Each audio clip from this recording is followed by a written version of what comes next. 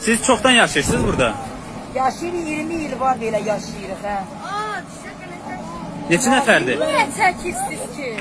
Siz neye göre çekirsiniz Deyə cevap? izah Qoy eləyəcəm. çəksin. Biz Azərbaycan vətəndaşıyıq. Qoy çəksin.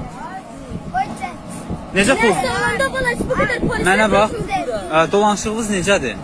Necə pul qazanırsınız? Polislər bizə yaxşı baxır, yaxşı qulluq verir.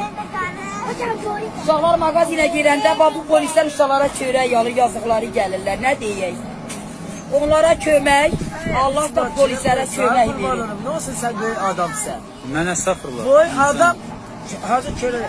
Şimdi kasım kişilerle hamı el açıyor. Mənə bax, sən bayaq orada değildi. Nətər gəlib satdın bizdən qabaq? Buradan orada çok Kasım aile gelir. Çok Kasım aile. Vallahi yardım getiren de hamıya verirler. Hə. En çok Kasım aile. Bir kız burası. Siz hardan gəlmisiniz? Neşe de var ben de. Biz hardan? Ukrayna'dan. Ukrayna'dan. Moskva'dan. Rusya'dan. Moskva'dan. Adam dedim Berdali'ye burada yaşayıram. Burada benim yerim. Bəs niyə Bərdədən bura gəldiniz ki? Axı burada yaşayıram. Evim buradadır. Ben de bütün evim buradadır. Mənə bax, sənə ciddi bir sual vereyim, narahat olma da. Yox, Yox, yox. Bax, o bayaqki uşaq var idi ya. Hə. Hamilə uşaq. Uşaq dövdü. Onun neçə yaşı var? Düzündür. Allah hakkı 18 yaşı var, 19 yaşı. Boy balaca. Mimi.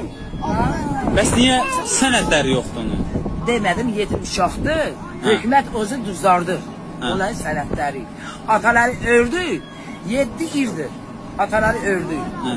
Onlara ölüm kağızı vermediler.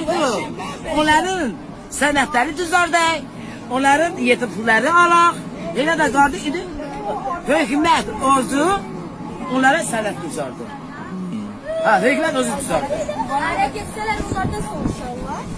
Mən qızım indi kötü gedir ərə. Bax, bu uşağı deyirdim. Ha, da. Kimi? Sənlə deyir. Mimi. Mimi də adı. Adı Mimidir. Mimi. Pərvanədir, pərvanə. Pərvanədir Mimi. Pərvanədir, Mimi deyirsin. Pərvanə, neçə aylıqdır uşağı? Dörd aylıq, 4 aylıq. 4 aylıq. Baxırsan uşaqda mı, qarnındadır. Ya bak o verdi. O kadar çəkiş gəlir, biz özümüzü istədirdik. İndi